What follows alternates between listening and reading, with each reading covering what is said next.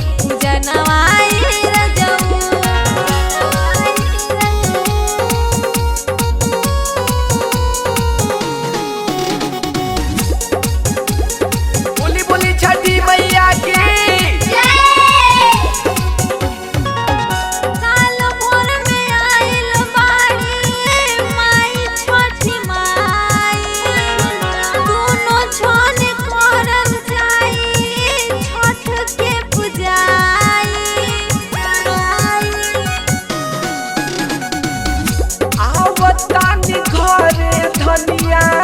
माई से कहल जाए सचो में तू बताते हमनी के नैया के बचाई छठ के होके लागल सागरो तैयारिया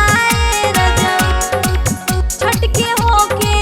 लागल सागरो तैयारिया रजऊ तो कैसे करी छठी माई के पूजनवा रजऊ तो कैसे करी छठी माई के पूजनवा रजऊ बोली बोली छठी मैया की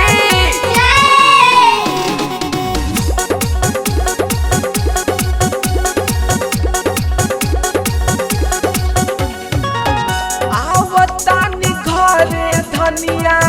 माई से कहल जाई तू बताते हमनी के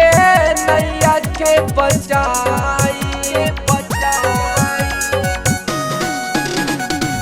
आवतानी घरे धनिया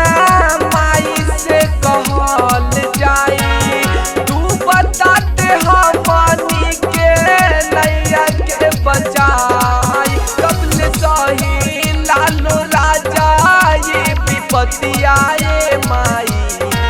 कबले सही संदल परिवार विपत्ति आए माई तो कइल जाई नेहा छठी के पूजनवा ये धनिया तो कइल जाई सुनील छठी के